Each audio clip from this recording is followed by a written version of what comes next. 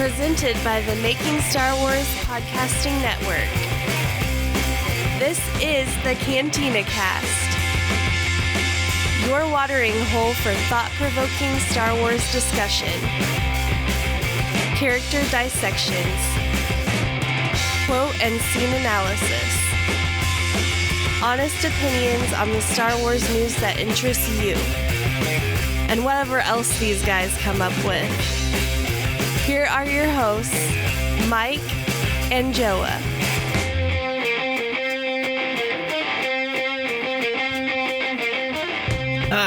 Welcome to episode 190, and Joa, I can smell the faint odor of episode 200.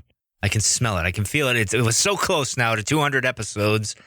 I can feel it in the air now. So anyway, welcome to the show, Joa. How are you this week? Well, not too bad. Man, it's been a busy week for Star Wars, and we weren't even going to record this episode, and then we decided, hey, okay, let's just do it. We'll release the one we had in the can, and we'll get another one out in July, and, so I don't know, it was kind of a win thing, and then I feel like we might have put together a pretty good episode tonight. I really hope it turns out that way. On paper, I feel like this could be one of our more intriguing episodes in quite a while.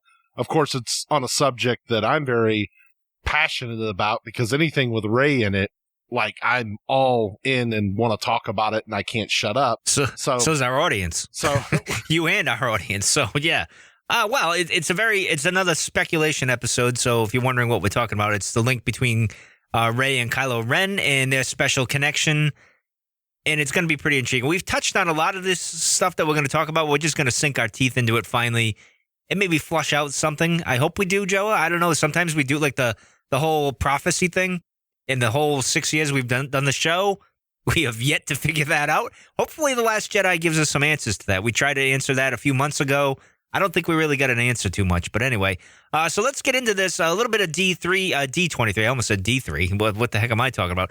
D23 is some of the stuff. Now, this is kind of cool. It's news. It's just not something Joe and I are going to talk about. And I don't even think the vast majority of our audience really cares that much, Joa. I mean, yeah, they're excited. It's cool. But the problem is we don't live in Anaheim. We don't live in Orlando or Florida, where it's a hop, skip, and a jumping away, and we can go to the theme parks all day and have fun and everything like some of our counterparts can, which I'm a little jealous about, I'll be honest. But apparently Star Wars Land has an official name. It's called Star Wars Galaxy's Edge. And Joe made a little joke in the notes. He was talking about the iPad, the Mini and the Shuffle and the Android, BlackBerry, all those crazy little things are called Galaxy Edge. But in any case, it looks pretty darn cool. It looks interesting. Someone tweeted earlier today. I thought it was rather funny. I think it was a tweet, or it was on Instagram, probably Instagram. It showed a picture of the mock-up, and then it showed, how they had the little few people in the crowds in this mock-up, the little model that they were showing. Well, they put a bunch of people in it and made it look crowded and saying, this is what it looks like on paper. This is reality, which is true. It's going to be very crowded, and that's the downside of all this. But the other cool thing is the hotel that's going to be there is a Star Wars-themed hotel. It's going to be immersive. You're going to have your own Star Wars experience, I believe. So I'm looking forward to it. I'll probably go there once or twice in my lifetime. Disney, to me, growing up in Disney World and Disneyland was a special thing. You only went once in your life. Actually, I went when I was a teenager. I didn't even go when I was a kid. That's, how much it cost for my parents back then. So we didn't do that. I ended up going with my high school sweetheart at the time. So in any case, that's ancient history. But Joe, what are your thoughts on this? Hopefully we get to meet up at least once and maybe do a show there. That would be kind of cool. I don't know if it'll happen, but, we can try. Yeah, who knows? Maybe Celebration in 2019. We'll see if it works out or not. So I'm willing to go back one more Celebration. I always said I've done my last Celebration, but who knows? But can you imagine if the park is just open and it's Celebration in 2019? Like, you won't. Madhouse. You won't get anywhere like with it. Like, can you imagine? You'll never get on the Falcon. You'll spend a day waiting in line, and they'll say, "Oh, we're closing the park. Come back tomorrow." Well, I didn't get on. I'm going to be exactly. This is like PAX East all over again. When I went there to play SOTOR, and I stood in line for 4 hours and didn't get to play. But yeah, so it all looks pretty cool. We barely have ever touched on this on the show. I know other podcasts and the websites and blogs, they cover this stuff under the sun, and we basically refused to mention it for the very reasons you said. It's like, well, we're not really going to get to go. So it's not even a jealousy thing. It's just more like it's not of interest because it's not relevant to us anyway. Because I know that if I get to go, it's going to be one time. So it's not like something like, oh, well, it's in the cinema down the street and I can go and see it a bunch of times, and then it's going to come out like the movie, and you get a Blu-ray and you can watch it as many times as you want. So it's just different. Yes, the experience sounds amazing if you get to do it. And I would like to do it. I'll say that, but and just getting on the Falcon, and I guess, are they making the Falcon into some kind of a ride or something too, like where you get the? Oh, I'm sure there'll be a ride too. Well, but, I mean, I thought that I heard that you'll get to fire the guns and it's like you're in space or something. So I mean, to me, it kind of seemed like the Back to the Future ride where you get in the car and like. I don't know if it was like a video thing and then it felt like you were really, of course I was like in third grade when I went to Universal Studios and got the Back to the Future thing, and it felt real to me because the car was moving. They had it up on a lift, and it was moving, and you go into the dinosaur's mouth. I don't know if they even still have that ride. I mean, they probably do. It was very popular when I was a kid. I remember we waited in line like 2 hours to get on it. That was like the highlight of the whole trip, and it was like the last thing we did, and it was pretty cool. But I don't know if it's going to be something like that. I haven't paid that much attention to it. I thought I read something where it's like, well, you'll get to do the blasters and all that, and I'm like, what are you shooting at? Shooting what? There's not really actually blasters in the real world. Like, what are you talking about here? So I don't know if it's some kind of video thing they're doing, and it's going to be like almost like a video game, but you're actually on a life-size Millennium Falcon.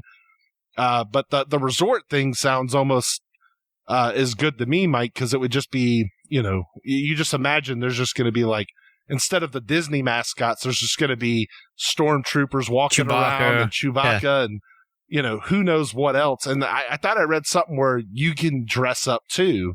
Like, well, didn't we say that on the podcast long ago when they announced it? We said, probably the one other time we've ever talked about it.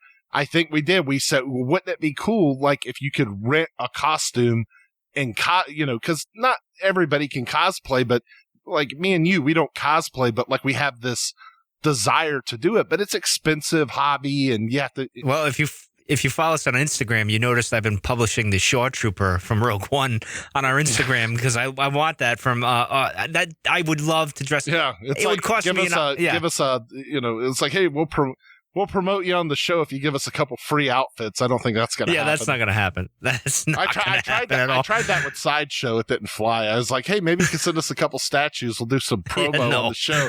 No. They quit emailing me after I asked that. So a little inside information there on the Cantina Cast. I said, hey, give me that Rey statue. They quit emailing me. Yeah, no. I asked a little too much there. But yeah, so... Yeah, I mean, it seems like really cool, and I definitely want to try to make the trip once it does. Weather celebrations in Anaheim, now if they're building it in Orlando too, I think they are. I don't know. I mean, yeah, they are. So, I mean, Orlando would be closer for me, and then maybe I could actually finally meet my niece too, because my sister lives in Tampa with her family, so haven't seen them in a few years, so that would be a good excuse to I'd be like, oh, I gotta go meet my niece, and then I'd be, I'd be at the Galaxy's Edge the entire time. But hey, she'll be old enough by that time. She could be into it. She'll be six years old probably by then. It's like, we'll introduce her to Rey, and there you go. Yeah, well, I would love actually. When they mentioned the hotel, and we'll finish this part up real quick, is all I can think about is when we were in Anaheim and we were podcasting in the lobby, in the hotel lobbies. And I'm thinking, if we could do this at that hotel, that would be pretty cool too. Because, it was special in Anaheim because we had Wookiees walking by. We had stormtroopers and First Order troopers. We had everything, Darth Vader, everything. It was Steve just... Sansweet walked by at one point. He didn't know who we were, but we knew who he was. Yeah. And correct. We were like, you, me, and Becca were like pointing. They're like, it's Steve Sansweet. He's walking down the stairs right now. For those that don't know, Rancho Obi-Wan, but correct, yeah. So it was an interesting moment to have all that happening while we were podcasting. But anyway, we'll move into Battlefront II, which was kind of like glossed over. Like this didn't get too much. Well, I mean, it did, but it did like, I guess between the trailer, the Galaxy's Edge stuff, it kind of got put on the back burner. And I got to be honest, I don't know. For us, it got put on the back burner, I think, more than anything. True. I mean, but obviously they showed the story mode explored a little bit more. They showed a trailer real quick. I didn't get too much into it. Maybe you saw more than I did, Joe. Did you see anything that jumped out at you? Yeah, the main character and the actress who played her, they like showed like some behind the scenes stuff with it, and like they motion captured it. It was like they were filming a movie and they were like in the motion capture suits, like doing this story. And the actress, I forget her name off the top of my head, and I didn't put it in the notes, so sorry about that. But she plays the character you're going to be playing in the game for the Imperial side.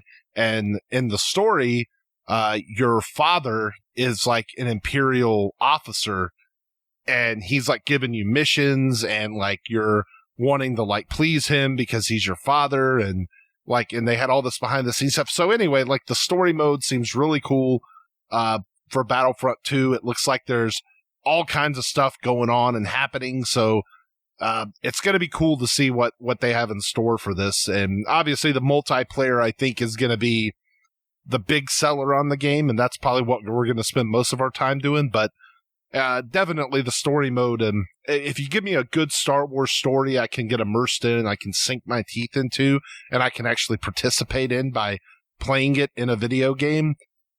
That's what I've been waiting for a long time, because it's been a while. It's been a while since you've had that kind of game. They got all the mobile games, and it's like, like you can kill your brain cells playing those and, and things like that and waste your time.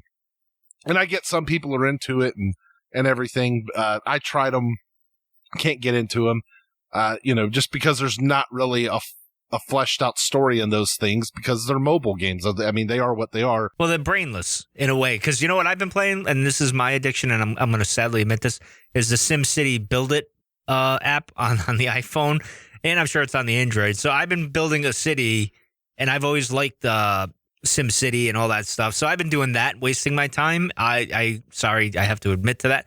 But it's brainless stuff to pass the time. I don't want that for a Star Wars game. Much. I know we have a lot of listeners that have told me that they love the Galaxy of Heroes. The Galaxy of Heroes. So we shouldn't insult it too much, because we do have a lot of listeners that play that game. So it's not for me. I'm not trying to bash it, but I'm just saying even they have to. I'm not saying that it's not enjoyable and they don't enjoy it. They obviously do. What I'm saying is that there's obviously not a fully immersive story in those kinds of games, and you can't argue that. And this, we're going to probably get that, so it's cool. No, hey, if you like it, you like it. All the power to you. It doesn't bother me. All right, so let's get into an interesting thing that we caught at the end of our discussion when we were wrapping up our trailer reaction, is the posters that were released. And the thing that jumped, and maybe we'll get into this a little bit more with maybe the symbolism of them more, Joe, and we're just not going to do it on this episode. We'll mention it, and then we'll dive into it later, is the fact that, first off, I saw them, and I didn't think too much of them. And I'll say this offhand. I think it's almost, it reminded me of like The Sopranos back in the day when they would tease, they'd have a teaser poster for the season, and everyone was trying to piece things together. What's this mean? What's that mean? And that kind of happened here. And I remember Becca texted me and said, "Oh, what do you think of the posters?" I said, they're cool. I said, the only thing that jumps out at me is the red. And then she mentioned the faces and what they meant, the fear and the shame and all this other stuff. And yeah, that's there. And I says, well, looking at it, you could see Luke is looking away but looking back. And then you got Rey and Kylo facing the same direction. Kylo is like dead on set on like, this is the way I'm going, and there's no coming back. And Rey is kind of following him but looking back like Luke was. And then you have Finn, Poe, and Leia in the middle, kind of staunch and not really moving, as if they're solid, grounded. They're not moving their position at all. And those other three were. I don't know. That's what jumped out at me. And I know you not tweeted, but you put on our Facebook thing, and you got a few people talking about that on our Facebook. And it's just funny that you, me, and Becca kind of all saw the same thing. I'm not surprised by that, because we all kind of think that way when it comes to Star Wars. At least we're in the same ballpark, I guess you could say. Maybe not the same exact seats, but we're in the ballpark at least. But what are your thoughts on the poster? I remember you'd said to me the color red is obviously important and you want to look things into it and stuff. I don't know. Do you have a chance to do that at all? Yeah, I mean, it's nothing that you wouldn't think that it is. I couldn't find anything like it's what you think it means. basically what you think the color red means. It's like passion and things like that. So obviously they've chosen red. Red is the theme for this movie. With, when we first saw the Star Wars title of it, when they released it, it's not the traditional yellow. It is the red. It's not even the blue. You know what I mean? Because correct me if I'm wrong, but like A New Hope was yellow, then Empire was, well, actually, I think it was purple to begin with, but then it was blue, and then it was red, right, with Return of the Jedi, and I think they kind of did that with the prequel. I can't remember now off the top of my head. I mean, I'm just so used to seeing that yellow. Now, I mean, True. I don't think that when Star Wars flashes on the screen when the movie starts, I don't think it's going to be like in a solid, bold red or anything like that. So, I don't know. It's just interesting that red is the theme. It's, I mean, when you're talking about lightsabers and everything like that, you think of passion and the Sith and things like that. So we'll see where it goes. A lot of people were saying little Rey Riding Hood because of the way. I said that. Yeah. Well, I saw, you did, but I saw about 10,000 other people say it too. So. Well, I'd said it prior to that because I said in our breakdown, the trailer, when we see her picture. Oh, yeah. I said, good with Luke's cape. I said, she looks like Little Red Riding Hood there at that moment. But, when you put the red coloring, Photoshop coloring. It looks, but, true. My main thing was, it was that her and Kylo were both facing right and everybody else was more in a left position from our perspective. They're facing right, and everyone else, the other four, are facing somewhat to the left, like kind of in the middle or to the left, and Rey and Kylo are much to the right, which I guess is a slight tease to our main topic tonight with the connection and what could that mean. So not necessarily that we'll be talking about this poster with it, but we'll definitely get into what maybe that'll lend to why they went in this direction. Now, I'll say this. I've had some people ask me, do you think it's just a coincidence that they ended up facing right and everybody else was left? Or do you think it's some kind of symbolism? And I said it could be either or. If it's just the marketing team in control of this, it's probably just a coincidence. But if Rian had anything to do with it, I'm going to say he's throwing you off. There's no chance it's a coincidence. Like, he's doing it on purpose for some reason. I don't know what that reason is, but there's no way he's doing it. I mean, he knows. I feel like Rian knows what he's doing. So anyway. Yeah, well, it's interesting. I haven't heard a lot of people talking about Luke holding his old lightsaber there. I just found that interesting that no one really talked about it. I mean, I don't think it means that. This is why I don't think it means too much. Well, Rey's holding it too, but exactly. And we've seen her in the trailer and everything. She's the one using it. So. And we saw him in the behind the scenes thing. He touches it, but I think that was just, to me, that's just more, let's just put it in his hand and, whatever. Because they don't want to show what his real weapon is, right? Is that what that is? Maybe that's what. Anyway. All right. Well, let's get into Rian. Now, this is something we've touched on before, and he's even kind of said it before. As we said, they asked him about the meaning of the title. The Last Jedi, and he says it evolves multiple times as the film goes on, which we speculated back when he said it. I think it was back in March, Joe? I can't remember off the top of my head. I've got a horrible memory these days, but we mentioned it. We talked about it. It had to be April when the trailer came out. Yeah, March, April, something like that, and or early, yeah.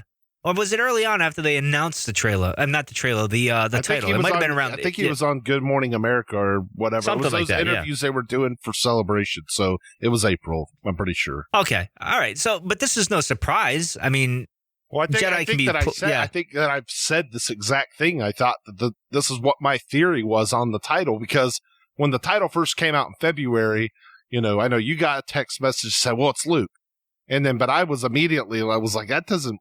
No. I was like, what? Why? I was like, well, of course we know at this moment he's the Last Jedi, but I was like, that to me doesn't necessarily mean anything. I was like, and when he says this, it evolves multiple times. I don't think that it means, and I explained this to somebody earlier today in our Discord channel. If you want to check that out, just go on Discord and search the Cantina Cast. If you don't know what Discord is, look it up. But I Google that. I told the person I was talking to, I said, well, I don't think that it means that the that there's multiple meanings to The Last Jedi at any given time. I think that there's a singular meaning to the title, but that singular meaning changes either one time or throughout the movie. It says multiple times, so you'd have to say at least three times it changes into something else. You would think, just based on that information, multiple, I guess, just would mean, I guess it has two different meanings, I guess would be enough to make it multiple. So, and that's what I said. I said it would start out as Luke is the Last Jedi, and then something happens, and Rey is training to be some kind of Force user Jedi, something. At the end of the movie, we don't know. Luke's the mentor. Bad things happen to mentors in movies like this.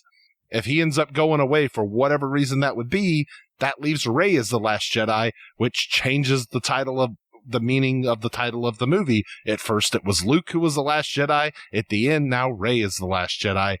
It could be that simple, but, it's... Or it could be complex where it's Kylo, Rey, and Luke at the end of the film, if you believe some stuff that's going on out there. But, I'll just throw it out there. At the end, maybe in the beginning it's singular, and maybe at the end, like, Jedi is plural at that point. But when I'm saying singular, I mean the meaning of the title. I'm not talking about grammar. That's not where I'm going with I'm talking about a singular definition, a singular meaning to what the title is trying to tell us what the movie is about. And he's saying that that meaning changes throughout the movie. So sure, yeah. And whatever that meaning ends up being and whatever ends up happening, obviously I don't know for sure, but it is kind of funny that, we talked about this before and we kind of guessed at this on the show a few months back. So it's kind of funny to see it actually playing out that way. And how we always say, finger on the pulse. So there you go. All right. Well, speaking of Jedi, let's talk about Luke and Rey's relationship here. Because Rian says it's the heartbeat of the film, or in the meaning of the title. So that plays into what you're kind of saying here, Joe, in a little bit. I don't know. What do you think? Yes, no, maybe, possibly? I think so. Yeah, I mean, he said that everything that's kind of happening is revolving around this. And as I always say, it's the Skywalkers that are kind of, whatever they're doing is controlling the galaxy, and they're in the galaxies at the whim of the Skywalkers battling. And it really doesn't matter, it's like while there's a Death Star battle and space battle going on, what's really the more interesting scene going on? It's Luke and Vader and the Emperor in there, figuring it out when it might seem like, well, does he really even need to be there? Is it in vain? They could blow the Death Star up without him turning Darth Vader back. Or could he? Maybe it's the Force. We talked about this on an episode. So, go back and listen to that one. It's not that old. So, we've got into all that before, so it's just, it's interesting that he would say that, but at the same time, again, it's not a surprise. It's like, we know this, like we knew this was going to be the crux of the movie is Luke and Rey, because, I mean, let's face it, even in the original trilogy, you have all these things going on, but at the end of the day, it's Luke and Vader. Like, that's the resolution you really need. Yes, you care about these other characters. You care about Han and Leia and what they're doing. But most people are attracted to what the story is trying to make you more attracted to. And that's the ultimate protagonist, which was Luke, with that relationship with his father. So obviously Rey is the hero, the ultimate protagonist. Not that there's not multiple heroes in the movie. There's Poe and Finn, and they're going to do great things, but Rey is the one she's the key. She's chosen by the movie makers that she's the one that's going to be saving the galaxy this time around, pretty much, in this trilogy. So there you go. I mean, no surprise. And obviously we need to find a lot of things out about Luke, because there's just as many questions about him as maybe even Rey. So there you go. All right. Well, let's get into our main topic, which is the link to the past, present, and future of Rey and Kylo, which is a very interesting dynamic. And it always goes back to that, what he says in the beginning. What girl? So you're the girl I've heard so much about. But it's always that what girl is always stuck out to you, me, Becca, and a million other people when it comes to this, because we're like, why would he say in the movie, and then when you read the novel and the book, the novel and the movie don't sync up quite well, and you kind of get an idea where they maybe wanted it to go in the movie, but time, the shot might not have been right, or whatever the whole movie making process is. Things got cut or whatever, and they just didn't go with that. So it was always not weird. It just seemed like, all right, there's more to that, but we can't figure it out. And obviously, they'll go back and they'll hopefully we'll get answers to that. But what do you think? I mean, I guess I want to throw it to you first here, Joe, is because you came up with this show. It popped into your head. It's been on our minds for months or a year and a half since we saw The Force Awakens in theater. And we've been trying to piece together a lot of things with Rey and even with Ben a little bit, because there's a mystery there as well. So I don't know. What are your thoughts on this to start? Well, I just want to thank a bunch of random YouTube videos for helping me out, and also Albert from the Discord, who's a listener of the show, and he pointed out this to me, that I've seen this before, but I'd forgotten about it on the StarWars.com database thing that they've got on the website. Under Yes. Kylo Ren's biography, it says Kylo swore his loyalties were only to Snoke, but he was intrigued when he captured Rey, a Jakku scavenger whose force abilities were raw but very powerful. A mysterious connection seemed to link the two. And then under Rey's biography, it says, she rejected this call to destiny, but was captured by the dark side warrior Kylo Ren, with whom she shared a strange connection. So he pointed that out to me, and I thought that was a great I had already written all these notes and come up with all these ideas, and I said, it's a great lead-in because I've already named it, a link, and we were talking about, should we call it a connection? Should we call it a link? They used both of those words right in the biography that I had forgotten that they had written, so it kind of worked out perfectly there. And yeah, the first kind of thing I had was, Kylo hadn't met Rey, and JJ says that Kylo has never met Rey, so we'll just throw that out there for what it's worth. Behind the scenes thing in an interview, he said he's never met her before. But my question is, have they met before, but just not in person? And if some listeners might remember, I brought this up a couple times about Rey's vision, that maybe Kylo has also had similar visions. And that's where I'm going to kind of go with this for the whole episode, for this whole main topic. Well, yeah, because I'd even said this, I think, on an episode recently. I think the wrap-up of the trailer, the behind the scenes, I might even mention it, or maybe the episode before, where I said she was like a ghostly figure in his vision that he had. He couldn't place the details. There was no details. He just knew it was a female Force user, for the lack of a better term, that was in his vision as well. And it was almost the same vision.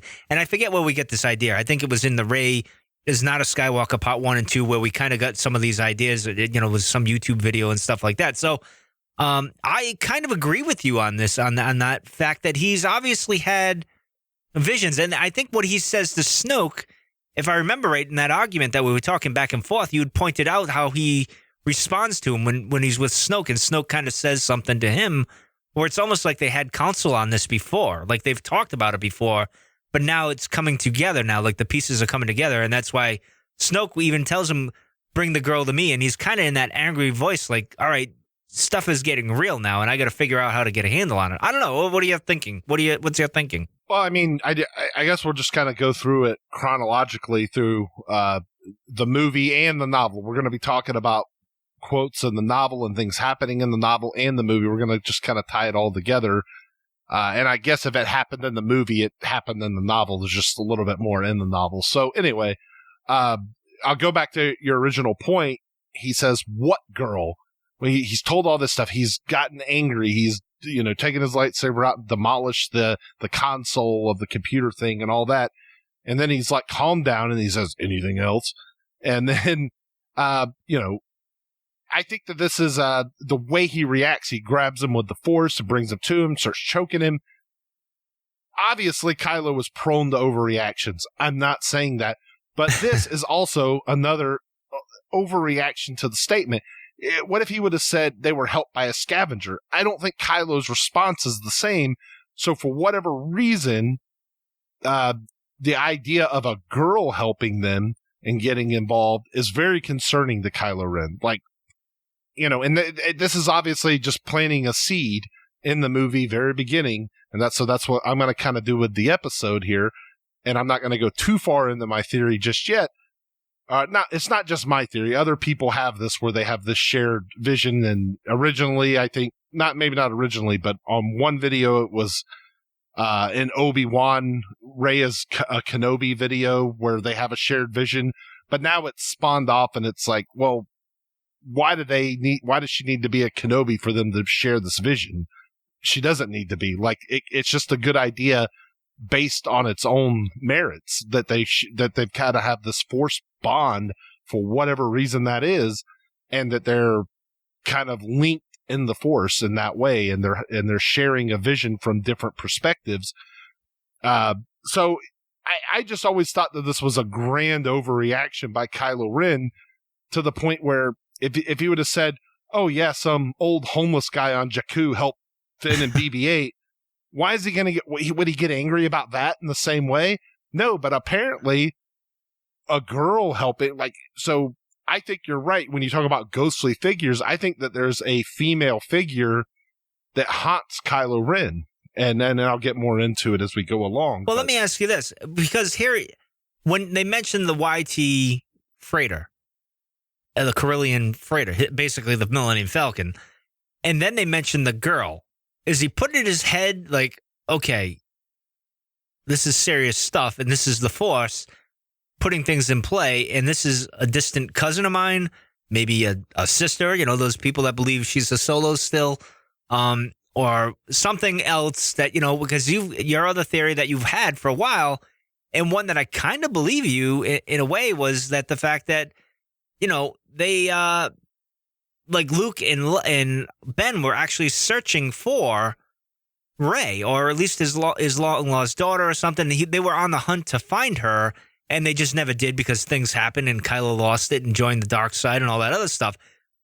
That might have something to do with it there when he says, when he points out what kind of ship it is, and there was a girl involved, and he's thinking, and maybe on Jakku, maybe there was at some point in the past, maybe Luke and him thought something on Jakku, and then boom, that happens, and, I don't know. What do you think of that? Well, yeah, I mean, that's a little bit of a theory of mine that I'm not so much on that theory anymore, based on, I don't know, I just haven't really thought of it in a while, but it could be that that's why he got angry. I've come up with a million reasons why he would be so angry at that. This is just my newest one. But I think it's that vision, in that he has seen her in the vision. He doesn't recognize her when he sees her because she wears a mask, and he wears a mask in her vision. They don't recognize each other.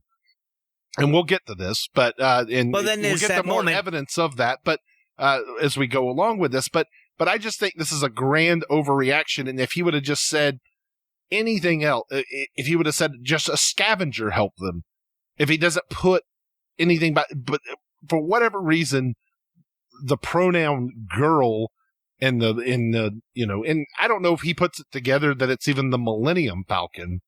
I mean, maybe. Well, he jumps on her more than he doesn't get angry Falcon. About the fact he's like, a droid stole a freighter. Like he's not, he's just like questioning it, trying to be like sarcastic about that. But, with the girl, like that's where he's like hyper sensitive. And it's like, I understand why he gets mad about they got off Jakku, because the map is gone now. And so like, that's relatable. Like, you understand like why he's so angry. Like, now it's like, well, he's acting childish, this or that. I'm not saying that he's not, but it's still relatable. You can understand why he reacts that way. What I'm talking about with this particular line is it's hard to, without trying to put it into context yourself, just based on the merits of watching the film, it's hard to understand why he would overreact to a girl helping them. Like, it just doesn't make a whole lot of sense until you start kind of putting the pieces together. So anyway, I mean, I guess we could probably move on from that.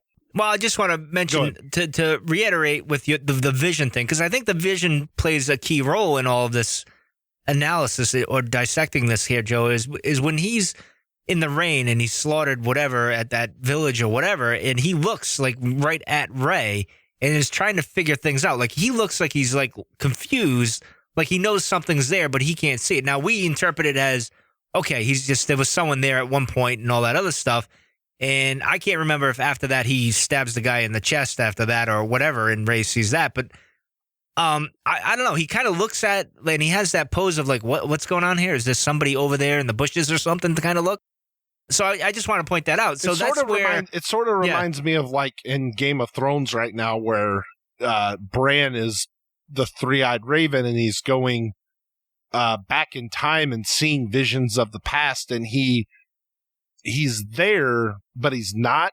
Like, he's just watching what happened, and he says, and at one point he says, like, as Ned is going up the Tower of Joy to go to Lyanna, who's just given birth to Jon Snow, his sister, who's given birth to Rhaegar Targaryen's son. Sorry, spoiler warnings. R plus L equals J. But, I'm not worried about Game of Thrones spoilers. So I'll tell you all those. But my point is, I was just going to stop watching. Oh my God. But anyway, go ahead. But Bran, well, that was last season anyway, so you're a year behind. So anyway, but Bran is the one, he's watching this, and this is how it's discovered by the audience, because he goes back in the past and he calls out father, and Ned turns around in the past, turns around and looks, but doesn't see anybody. But it's like he heard his son that wasn't even born yet calling to him. So it's just kind of like this weird connection of a vision. And I think when Kylo looks at, he sees Rey, like he stabs the guy, and then he's like looking across from Rey, like it's a vision. He doesn't know what to make of it. It's like the girl in your dreams or something, and she's like the guy in his dream. Like, it's like they're these two, like, who are you? Like, I can't explain it, and I don't know why it's happening, but like, I really believe that it is happening. I think that that's where they're going with the vision. And I was always a big detractor of the vision. Like, it was like the one part of the Force Awakens that like really disturbed me, that didn't come off as very good. And I was like, what does it mean? Like this, it just seems like it doesn't seem. It was all over the place. Yeah, it was like time. It didn't seem like very well put together. And then now, if I place Kylo on the other end of it, and he's seeing it from his eyes and seeing maybe a couple different things, but him and Rey are somehow intermingling in the same Force vision, it starts making a whole lot more sense, especially if you played like Knights of the Old Republic, where there's Force bonds and Force visions, and like it's something that because you've played that story in a video game, that it actually can be a compelling story. So it starts making a little bit more sense to me in that way. Well, in the old EU, they had shadow walking with Jason Solo and all that other stuff, where he could kind of jump around and see things and all that other stuff. But we'll move on to the next one, which is, so you're the girl I've heard so much about, which is another wacky line. And you've pointed out some interesting facts here, Joa, on why would he even say this? Like, why would this, even if he had the vision of Rey or kind of has an idea, it still kind of doesn't make that much sense. But I'll throw it to you and see where you want to go with this, because I don't know. It was another funny, quirky line, really. Yeah, I mean, it's kind of a cliche line that you would just throw at somebody. Like, it's like you really haven't heard that much about them, because what has he heard about her? Really nothing, except some stormtroopers saw her running with the traitor FN2187 in the BB unit. So it's just that cliche line that he's just throwing off. And I think people do that in real life.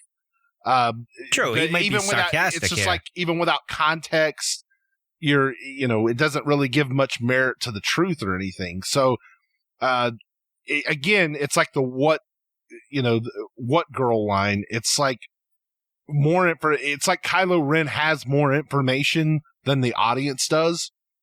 And Rey. Yeah, and Rey. Well, we'll get to that, So, I mean, this is probably a smaller one. I don't know how much deep discussion we need on this one. It's just... Well, let's get into the novel here, right here, where he says, because it's kind of like, now... there is something, who are you? This is in the novel, of course. Yeah, they're still on Takodana. This is before he brings his lightsaber on her. Like, he's frozen her, and then he says something. There's something. Who are you? And so this is before he kidnaps her. And then he says, "It is true. Then you're nothing special after all. You're just a scavenger, Jakku scavenger." I think that's during the interrogation. Oh, that's the interrogation. Yeah. I'm jumping. See, the book. I haven't read the book in 2 years almost, so I'm jumping around as well. And this is all coming back to me now. So let's talk about this first line. The something. All right. There is something. Who are you? So I guess you could place this. Well, he figures out like, oh, well, she's seen the map. And it's like, okay, well, that's what we need. So I'm just going to take you. Then I'll read your mind later or whatever.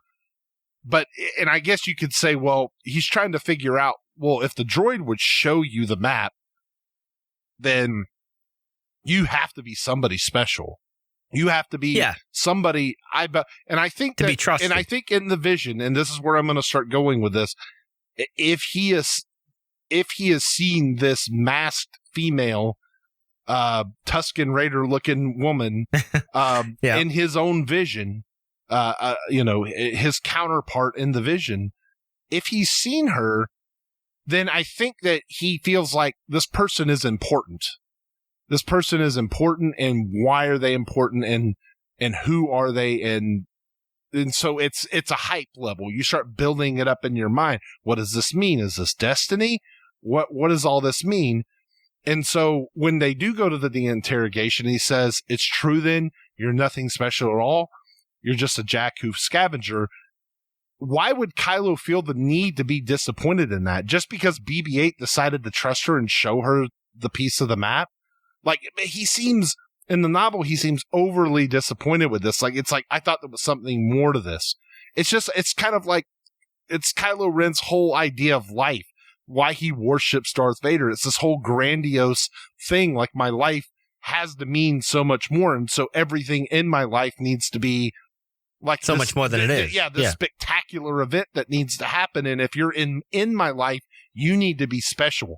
Like, that's the only people I'm going to have in my life are people that are extraordinary and, and things like that. So, anyone could have helped Vin and BB-8 and you wouldn't have to be otherworldly special to help them in a life or death situation. All you need to do is be compassionate.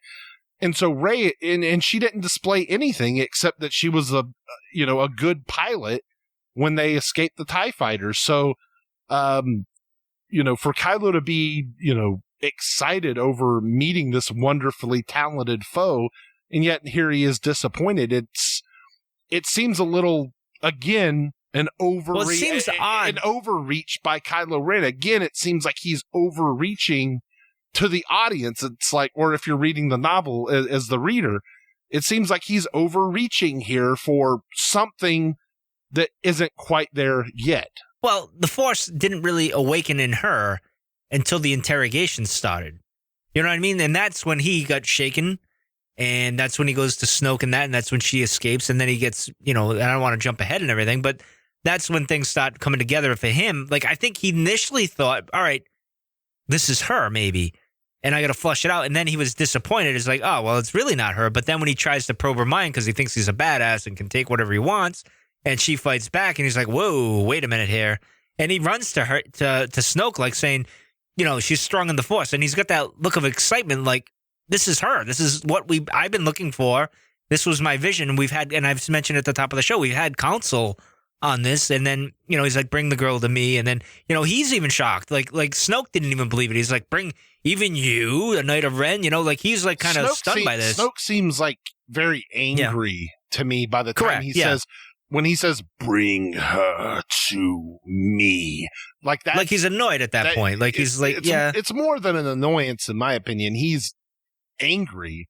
He doesn't lash out in the way that he did with Hux, where he's like, General, and like kind of stands up and all that. But I mean, he seems very, very, very irritated in the very least with this. So it's like, bring her to me kind of thing. Kylo seems defensive to me in that scene. He's just like, but she's strong with the Force. Like he's defending himself. Like that's the way he comes off to me. I don't know that. Is he seeing himself though in the fact, like, I had my vision. We maybe talked about it, and you didn't really think too much of it. I don't know that if he had these visions. I don't know that Kylo would share these with Snoke. I'm not so sure about that. All right, well, only because he worships Snoke, and I'm wondering if he would just tell him these, but Snoke would kind of entertain him and be like, yeah, okay, kid, whatever. All right, well, it's interesting, but nothing's going to happen. I think he respects Snoke. I think he worships Granddaddy. So, well, just maybe. I mean, it's minutia. It's tit for tat. Whatever. I mean, or playing. It's like grasping at straws here either way. So I mean, but it just, to me, if you're going to define it in that way, that's the way I would put it. I would say he respects Snoke. I don't think that he worships Snoke. I think he might have some other divine plans, but that's off the topic, I guess. But well, the interesting thing I'll say back to with the whole trusting the droid trusting you and showing this is, I think he learned that because of how loyal R2 was, and he grew up around R2, seeing how R2 was such a trusted family member and all these other things. So maybe that's where it starts, where he starts thinking, oh, she's kind of special here. A droid trusted her. But does he think from the initial scene, going back to what girl, does he have it in his mind, okay, this is the girl from my vision. This is, for lack of a better word, and I don't want to try to make it sound like it's romantic, but is this the girl of my dreams? Like, this is a very perverse dream by Kylo Ren, but is this the girl of my dreams? Not in a romantic way, but you get where I'm going with it. In the Force's way. Yeah, I get what you're saying, So initially he's thinking, could this be what I've been waiting for? And then he starts learning a little bit more information, and he's like, oh, you're just a scavenger? Like, what is that? Maybe you're not the person that I thought that you were. And so then they go to the interrogation. So I watched a little bit. I was watching some pieces of The Force Awakens to try to pump up for the show today. And like, I had my headphones on and I watched the scene, and he's like, I see it. I see the island, and the music is playing. And then there's like a scream. There's some kind of a sound. Yeah, I heard it's something weird. It's not part of the music. It's some kind of a sound effect added in, and I've never heard anyone ever point this out. And it to me, it sounds like something akin to one of the screams or weird noises you would have seen in the vision, in Rey's vision. That's the most thing that it kind of reminded me of this of the Sand People when Anakin is talking to the Chancellor. Not like the sound of that, but like a scream, but very faint Ashley. though. Yes, it's very faint, and people who had watched the movie 100 times never heard it. Rachel had never heard it until I pointed it out to her after we were married, and we got married 4 years after that movie was released, and then she was like, and then she's like, "What are you talking about?" And then I played it, and then she heard it every time after that. It's like, no, you just. But I didn't never hear this until I had my headphones on today, and there's a weird scream. And the weird thing to me is that Kylo Ren looks away for a moment. It's so subtle, but he looks away, blinks his eyes, and kind of shakes his head. And then he goes back to look at Rey, and then he's like, Han Solo. Like, so you could attribute it to he sees Han Solo and is disgusted by it. But I don't think that's what it is, because they play the sound effect right at that moment, and then he reacts to it.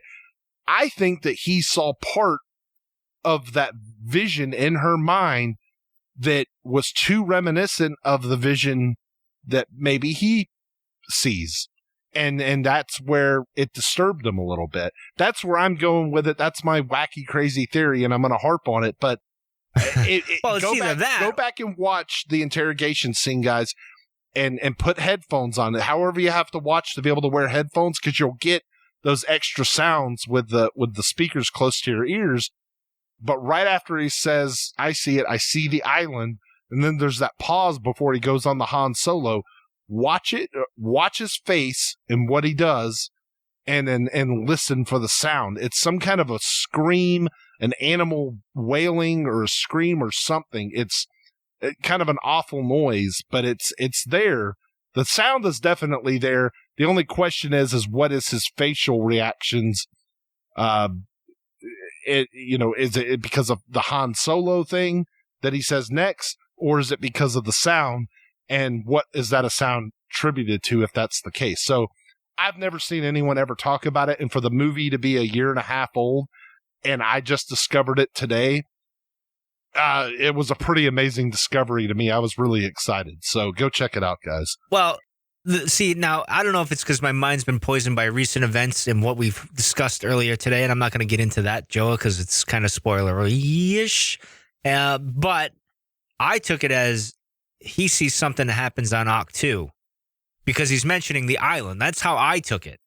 So I'm wondering if he's seeing a glimpse of what's to come, and that's why he's shaken by that, and then he goes, distracts himself. It very well could be. I don't know. Well, you can interpret it anyway, but there's something there. I'm trying to tie it into my theory for the night, so that's the way I'm going. Understandable. Understandable. All right. Well, we'll go more into the interrogation scene with the difference of the novels and with the movie. So I'll throw it to you. Go on. Continue. Well, I mean, the only thing I guess else with the interrogation is that there was this. Because the reason why I watched it, because I wanted to see if there was anything where he was prodding for something extra. And that seemed to be like a little extra thing in the movie. But in the novel, it says he runs into this thing in her mind. He's looking for the map and he says, oh, this isn't the map, but this is interesting. Let me see what this is. And then there's a barrier there and he can't penetrate it. And that's where she goes into his mind and she reads his mind and says, you're afraid you'll never be as powerful as Darth Vader. Well, of course, that's the climax of that scene. But in the novel, it specifically says there is a barrier around a memory in her mind that he cannot access because of this barrier. Did Rey put it there? Or did someone else put it there? Well, yes, and that leads me to another thing that I thought as we were discussing. I'm glad this is a good point to point this out, Joa. We're talking about the vision, Rey and Kylo having this. What if Luke had it too? What if all three of them are having the same vision and things are murky? Like they don't know. Maybe Luke and Kylo kind of know who each other, but even Luke is kind of murky with it. Or whatever happens in the end, because I'm going to speculate right now. I think if there is a barrier or whatever, the only one that I could possibly think of that could do something to maybe even protect Rey, because maybe he's seen the future, maybe he's seen the vision, or whatever it may be, is the most powerful Force user alive at this point, is Luke, where he did something where she had this ability or something. I'm not sure. Maybe it's Rey herself. And what would be the reason why?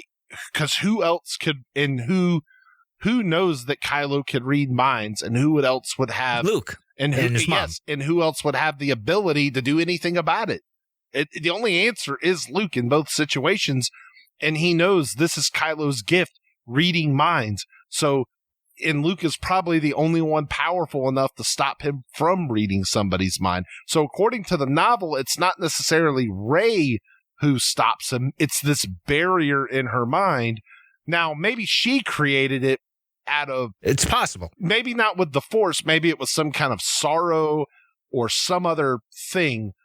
But Kylo was interested in it. And again, it interested Kylo. Why did it interest Kylo? There's only, he's on a mission right now, and he seems obsessed with it. So if he gets to sidetrack him at this point would seem awfully hard, in my opinion. So it has to be something that has to do with his own past. And again, I just go back to if he's having his own vision, that would be something he would be very much interested in if it reminds him of that. So when I take that scene in the novel and the scene in the movie where you hear that sound and that subtle look on his face, I take those to be that the interpretation of the same two scenes. They're different, but I think that's what's happening is that in the movie they portrayed it a little bit differently. And so, but the novel never says what that interesting thing is. It never says that. It's very ambiguous. So I'll say the barrier could be, and just to counter the whole Luke argument, to counter that, is her pain that she has for her family and the fact that she still holds on to the hope that they'll come back. But we know that's kind of not what's going to happen because Maz says so. And this is what always... If her family isn't of significance, then why would that even interest Kylo? So you have to think. No, I'm just saying the barrier would be there emotionally. But the barrier is protecting something that interested Kylo and that he went after it. So I'm trying to, so you have to put it in that context of something that Kylo would be interested in and try to take, and he can't take it because there's a barrier around it. And I get that, yes, you're right, that if Rey could create a barrier in her own mind where she didn't want anybody to know how she really felt about something, that would probably be one of the things she would be capable of doing it with. But I don't know if that would interest Kylo Ren. Possibly, but I'm just wondering if this, because everything is awakening in her, the Force is awakening in her, and I'm wondering if she blocked out a lot of things, and maybe she was letting her guard down, and then something, Kylo sniffed it out, and maybe there was something there, but she closed up again. Kind of like what she did with Maz, when Maz was talking to her, and she was embracing it and following through with it, and seeing what Maz had to say, and then when she said, take the lightsaber, then she rejected it. I want to say it's almost the same thing, just the opposite in the interrogation. Just from Rey's perspective, I'm just saying it could be her as well. But to me, it's probably something Luke did. And we'll find out. Whether we're wrong or we're right or whoever knows.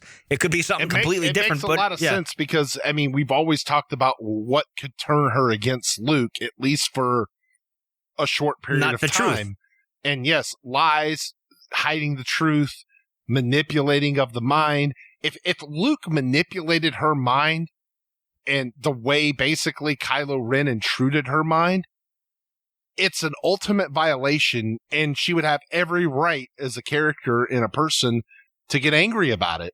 Of course, yeah. So she would she could be like, if that happened, let's just theorize, speculate, if that happened and Luke did something to her as a small child, and even for protection, she could say, she could get angry.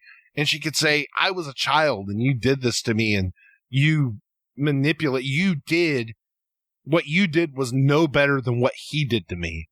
And I can I have a reason getting angry at Luke for that. Like it would be a legitimate reason, especially in 2017 where the lines are blurred between all of these things. It's like, I was just trying to help you. Well, it don't matter. I'm my own person. Well, I have a reason why Luke could have done this. And I said to Becca earlier today in an email, I said, I think Kylo would reveal a truth that we've discussed before on the show where this is kind of your thing where you say he reveals that Luke is her father. Now, I know there's people that say, no, she's not a Skywalker, and we did 2 episodes on that. I'm just saying this is kind of where it could go, where he reveals that.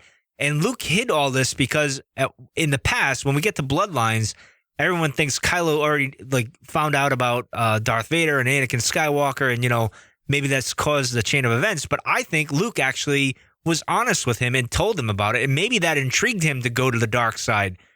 So in Luke's mind, he's like, I was honest once, because Obi-Wan lied to him. So maybe he thought, all right, I'm going to be honest for once. I'll tell the truth and blah blah blah, and it backfired on him. And so now he sees the perspective that Obi-Wan had.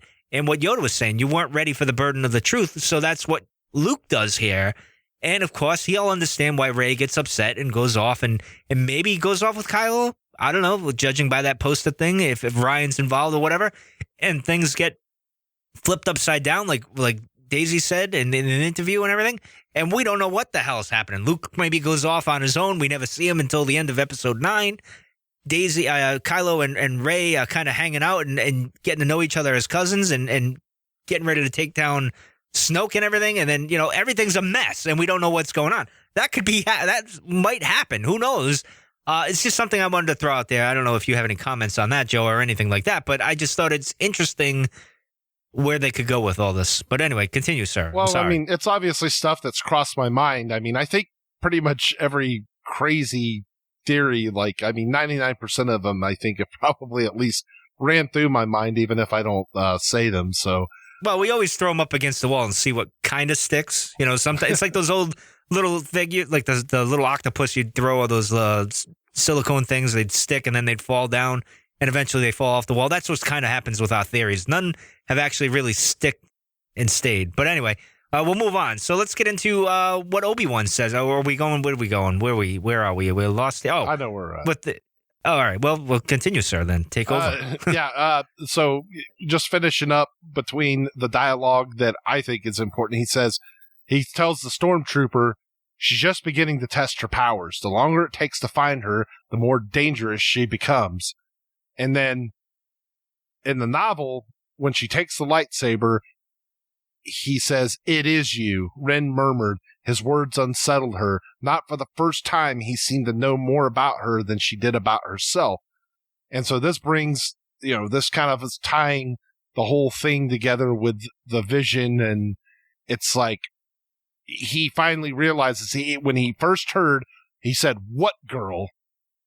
He's hoping that it's this person he saw in the vision. For better or for worse, he might not know if this person's friend or foe, but he wants to find out, who is this person that I've seen in my vision? And I'm taking and again, we're taking a stretch here, saying that Kylo is having a similar vision, but we're going to do it for this episode. So what the heck? And so, because we've already gone too far now, so we may as well just stick with it. So we might as well jump the shock while we're at it. So go ahead. So that's the thing. He seems to know, like going back, she's just beginning to test her powers. The longer it takes to find her, the more dangerous she becomes. So there's an indicator right there where he's not even just saying it to Rey. He's saying it, this is for the audience's information, like something is happening with her character and he's aware of it. And so she's not aware of it. I mean, she kind of is but she's still testing and she doesn't know how powerful she really is. But apparently he has some understanding of how powerful she is.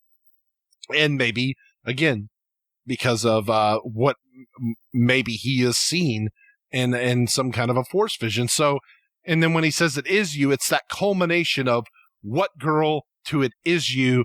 And that is the culmination of, it is you is in the novel, not in the movie. I wish that was in the movie. That would be great. But if they had kept that, but anyway, so that's the start of it. What girl? And then it is you, the culmination. And he has all these doubts and these ups and downs with it throughout the meeting of her. And then he doesn't know, is this who I'm seeing? And then he's like, it is you. Now, maybe it means she's the awakening that him and Snoke were talking about. Maybe it means, okay, you are Luke Skywalker's daughter, or maybe it means something else, or maybe it's the person he has been seeing in his visions for who knows how long he's been seeing them. We know Rey, and here's the thing about Rey too. She had that vision with the lightsaber, but I think she's been having other visions too, because we talked about this way back in the initial review of The Force Awakens and stuff, when Kylo says I see the island. She's dreamed of going to Octu, in my opinion. She's dreamed of the future for years and just didn't know she was dreaming about it.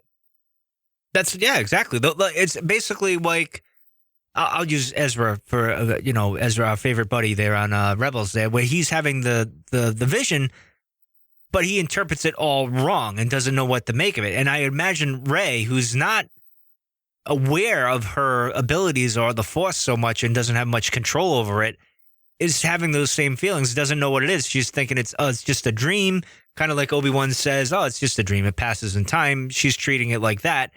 But obviously she's been on that planet for a while. She's daydreaming and all these other things about a better life and everything. But does that go back to your original point of where that we said Luke might have put something in there that would block Kylo from probing her mind to find out?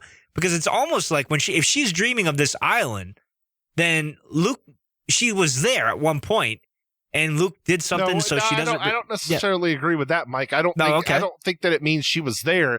I think she's seeing the future. Okay, she's strong in the Force, obviously. Like Luke says, I see a city in the clouds. He had never been the Bespin, but he saw it. True. So I think that's a good point. I think that's where it's going. I mean, not to discredit you or anything, but that's a good point. I think that's where it's kind of. I think that's more of the line of thinking is that she dreams.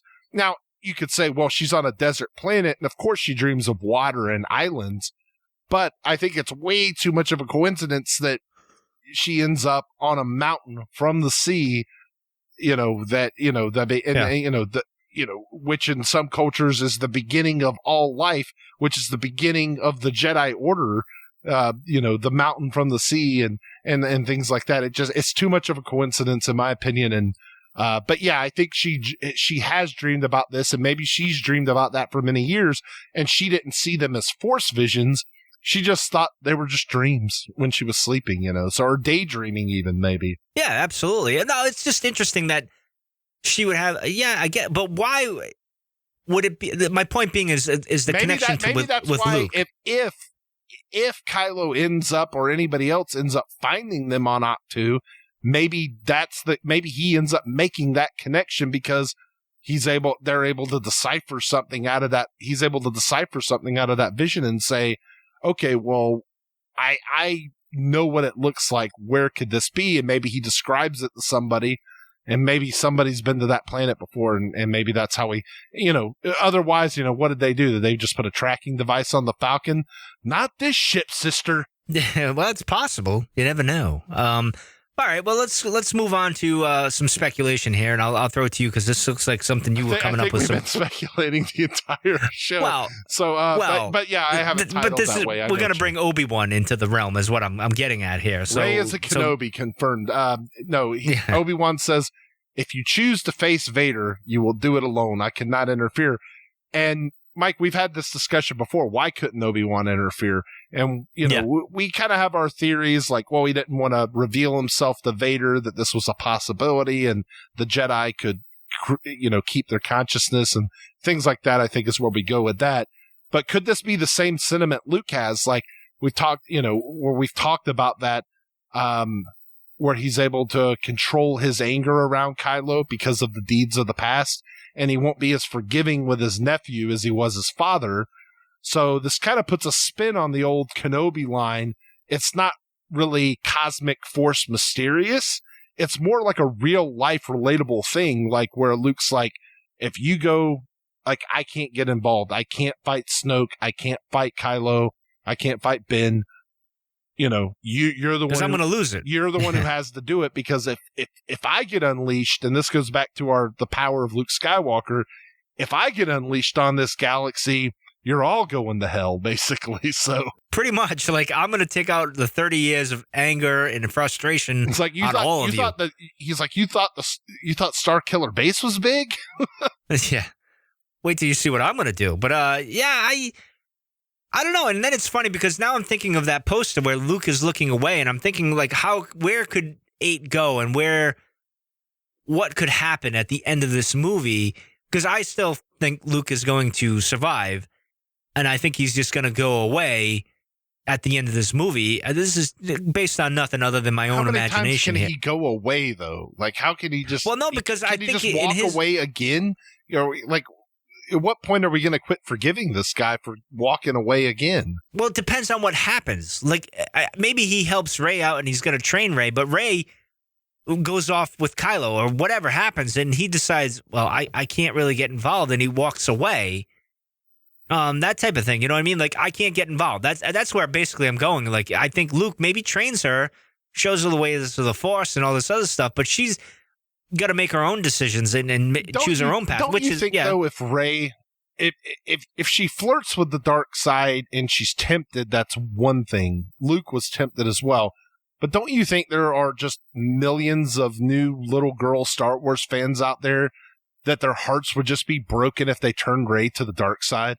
Like, well, do you really think Disney could do that? That would be like, like, this is the reason why, and not that I watch anymore, but but wrestling, like, the reason why they won't ever turn John Cena to a bad guy is because he sells tons and tons of t-shirts to little boys.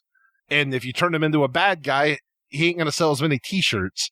So, like, Hulk Hogan became a bad guy. I mean, it's possible. Well, that was, and that was and that was way past his prime, and that was the best thing that probably ever happened to wrestling was the NWO, and that kind of made wrestling more popular than it ever was. So that was a great decision. I mean, I'm not saying now. Look, Rey turning to, and that's the thing, is like that was great for wrestling back in 1996, and wrestling did great ratings, and it really, and it made money for a couple years.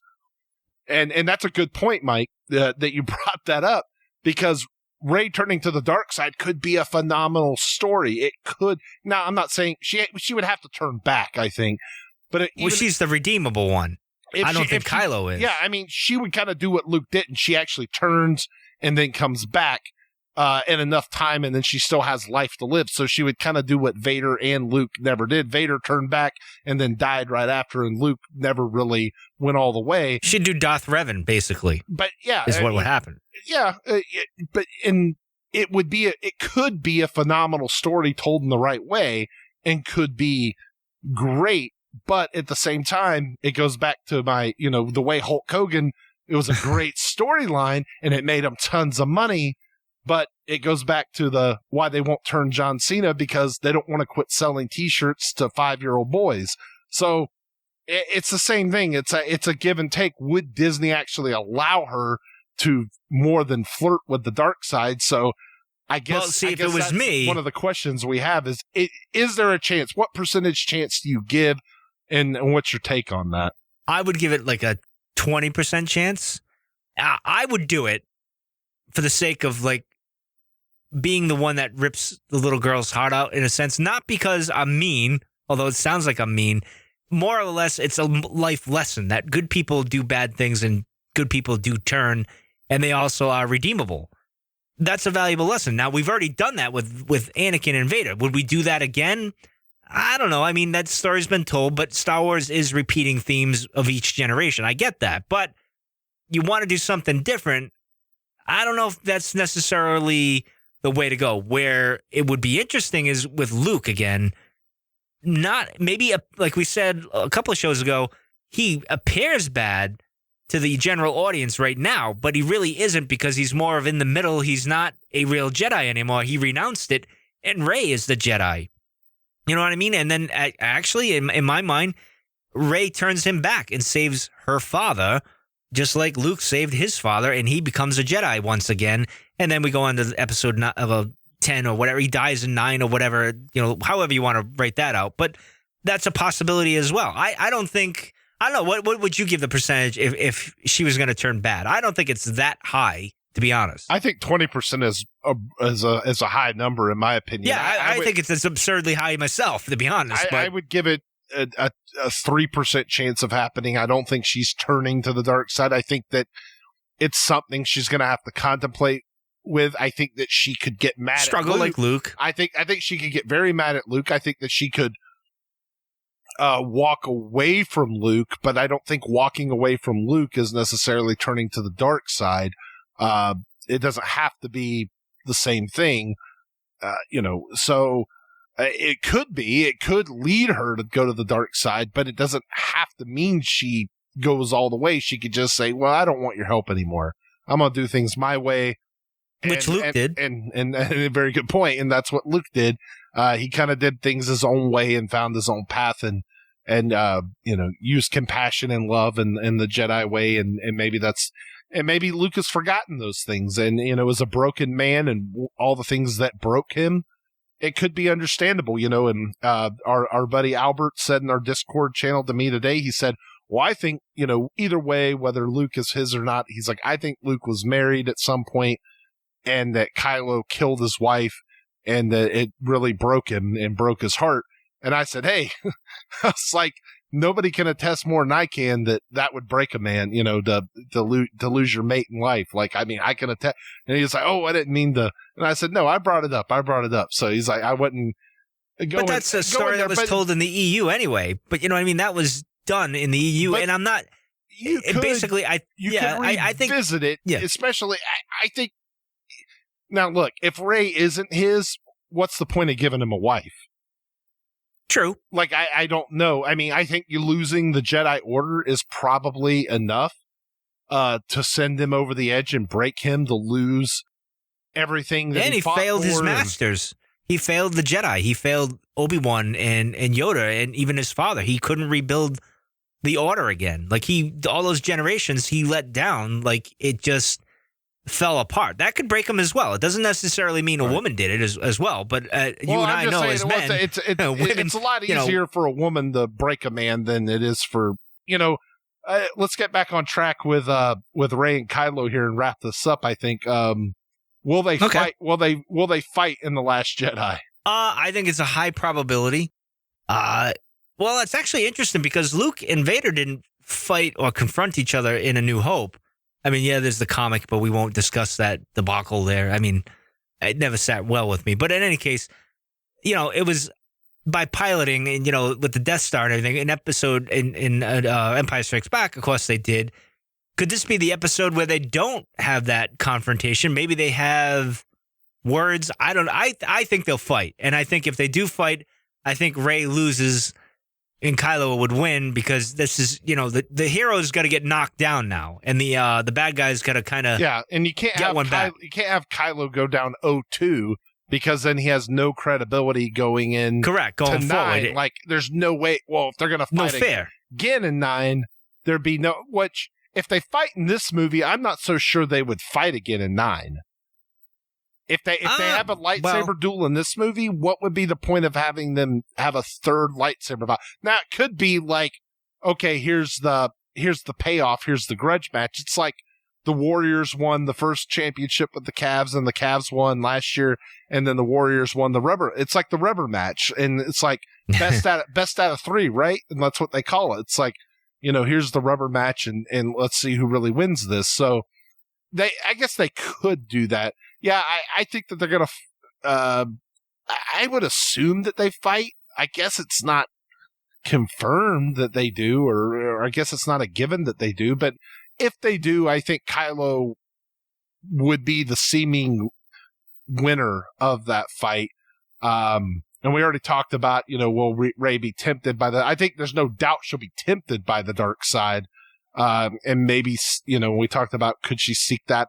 What do you think the chances are she would seek that alternative route, though, and take Kylo's offer up from The Force Awakens? Because he says, I could teach you the ways of the Force. He offered it, and Luke may be resistant to it. Maybe she says, well, he didn't even want to teach me, and you offered me, so maybe I will, learn from you. What do you put the percent of chances on that?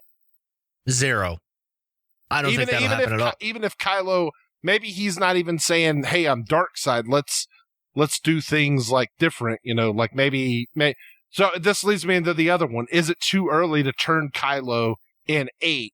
And because who'd be the foil in 9? I mean, obviously you have Snoke, but if Kylo's not a bad guy in 9 to be turned, I don't know. Do you think that they could turn Kylo Ren good in Episode 8? Do you think that would happen? I do, and I've hinted at that for the last several podcasts. I don't know why, because like you, in Episode 9, it would not make too much sense to have him turn. And then it goes back to what Ryan said, and I said at the top of the show, The Last Jedi could mean Kylo or Ben, Luke and Rey at this point, or maybe just Rey and Ben, and Luke is off doing his thing. And maybe we think, oh, well, maybe Luke's the bad guy now and Snoke, and they got to take both of them out. Who knows what's what? Because I get the impression after he kills his father, Ben kills his father, and he's shaken by that. And then when the lightsaber goes by and then he loses and everything, and judging by what we saw in the trailer, now not that means anything, because like we said, I think they just shoot things just to put in a trailer and throw you off anyway. For some reason, and judging by what we saw behind the scenes trailer where his mask is dented and not damaged, and then we see it where it's shattered in the original trailer that we got at Celebration, it's almost like he renounces this for some reason and just says, no, this is not the way. I'm going somewhere else. Something's at foot because Rey is in the picture now, and I'm connected to Rey, and there's a different path, and I got to go there. I can't follow you, Snoke. And then maybe, because what happened when Han gets killed, he touches his face, and there's that moment between the two of them, and it's almost like the point where Kylo starts to turn a little bit. You know what I mean? Like a bit of his soul comes back after he sacrifices his father. I know that sounds weird because he just killed his father, but it seems like it didn't turn out the way he thought it would be, and he wasn't powerful in the dark side after that. He didn't have the yellow eyes or anything like that. So in my mind, it's almost like, yeah, maybe he turns sooner than we think. And that would be a surprise. I think that would be like, oh, okay. Well, I mean, keep talking about shocking moments. I think correct, that would be one of them. If he turns before Episode 9, it would be it would be pretty shocking to me because it's like, I don't know what you do for bad guys in episode 9. Well, you have Hux and Phasma, Snoke. Maybe well, we'll Snoke's see. the big. But we'll see how many of those characters actually survive. I mean, we don't know that any of them make it out. So I think it's safe to assume Kylo is going to make it out of 8 regardless. You're not going to kill him off either way. I don't think in 8. I don't think so. I mean, the only way you kill him off is if he did turn good, and then like he turned good and sacrificed himself. But I would think if he's gonna die in that way, wouldn't that come in 9? Well, then I guess it's just too Vader-like because it happens in the last movie. But then does it make it any less Vader-like because of what movie it happens in the trilogy? I don't know that you can't draw the similarity regardless. So, well, does it become where Rey and Kylo, as we've kind of hinted here on the show and speculated, do they team up? And like I said, Luke goes off and does his, like, I can't get involved. You two do your own crazy thing. You two crazy kids. Yeah, exactly. And they go off to fight Snoke, and bad things happen. And then Luke comes in at 9 at the end, saves the day, and sacrifices himself. And that's the end of Luke and everything, and the future's different again. I don't know. What were you going to say, sir? Well, I guess we'll throw one more little curveball question in here just real quick. Percentage chance, since we've talked about all this, the link between Rey and Kylo, and we've droned on and on this topic for almost an hour by itself. Let's not bash it. Let's, just, if you don't have anything nice to say, we won't say anything at all. But go ahead and put a percent chance. The Reylo thing? Yeah, on Reylo. At this moment, what is your percent chance that it would happen?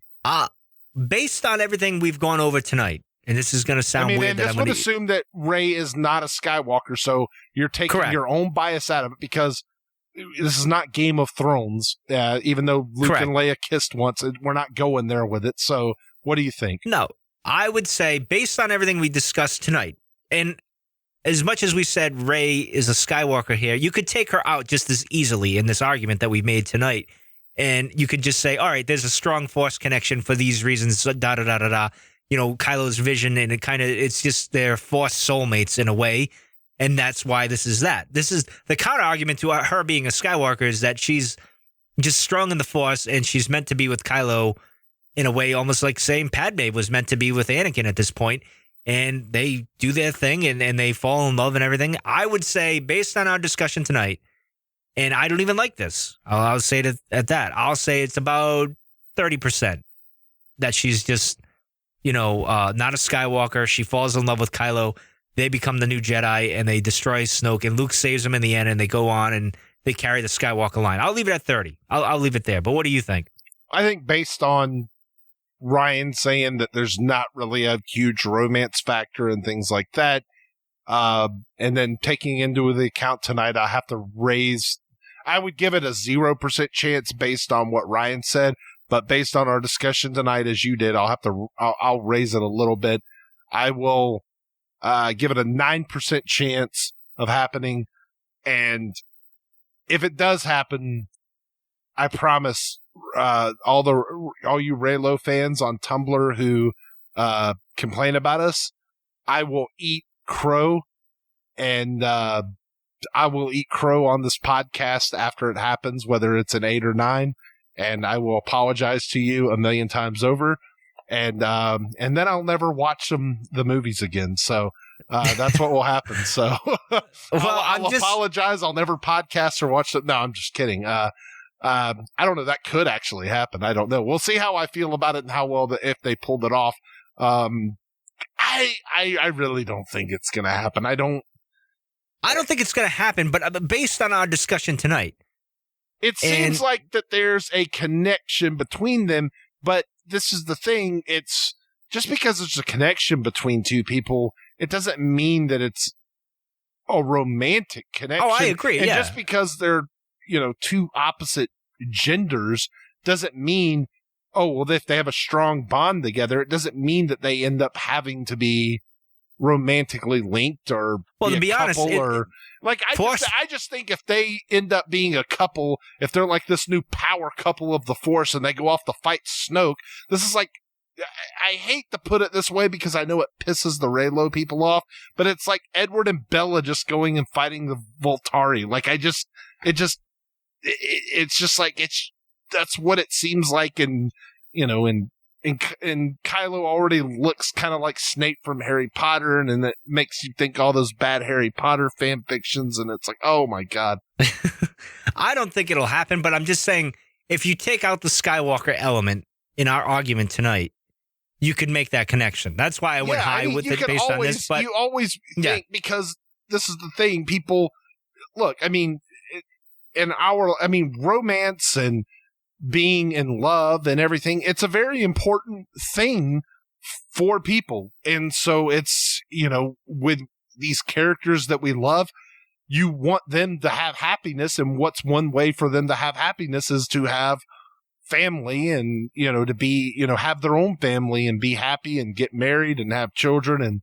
And that's one way we quantify that with stories. And that's why if you watch any sitcom that goes on past year 4, everybody starts getting married off and having babies and things like that. And that's and at that exact moment is when the show starts sucking and going downhill, because what the babies and families do, they just drag you down, and that's why I don't do it, man. It's not. I'm kidding. It's not that bad, Joe. It's not that bad. Well, I promise you. But ask Anakin. It drug him down. Well, yeah, I guess. But I just here's the other thing. You can make the argument that Leia down pretty good, didn't it? You can make the argument that they're the yin and yang of the Force right now. Like he's the dark side. She's they absolutely are. Yeah, they absolutely. And you can look at even the clothing. He's the dark side. She's obviously, the light side and so forth. But there's that dot of light in him and that dot of dark in her. They're Correct. The definition of the yin and yang. They are the Tao right now in Star Wars. Correct. Yeah. And, and if you want to take it one step further, like I've said before, Luke is the middle. He's like the father. And then you get the son and the daughter. And then that's kind of how it is, the balance. But we'll see. I think we got to end it tonight on this right here, Joe, because we've gone long enough on the last 2 episodes of the Cantina Cast, longer than we normally do. So thank you guys for bearing with us. So, Joe, just real quick, tell them where to like us, find us, and all that. And hopefully they give us some feedback on our discussion tonight. Oh, yeah. I'm sure I'll get feedback somewhere, even if it's not sent directly to me. So on Instagram and Twitter, you can find us at The Cantina Cast, Facebook.com/The Cantina Cast. On Discord, you can search The Cantina Cast. You can probably find us.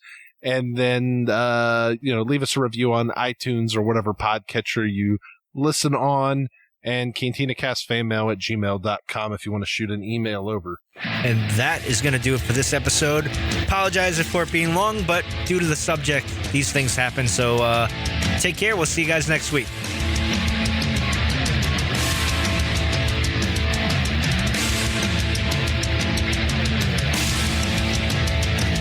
You're still listening? Wow, that's amazing. Well, I'm here to give you the disclaimer. Normally we do a big, long, drawn-out disclaimer thing saying what's what and who's what and all that other stuff, but I think you guys kind of know that Lucasfilm and Disney have no affiliation with us at all, and we have none with them. We talk about Star Wars, which is their property, and all that other good, fun stuff, but I think you can tell which is our stuff and which is their stuff. If you can't, well, then send a lawyer to send an email to me, and I'll be glad to chat with them. Other than that, you know what's what, so that's your disclaimer.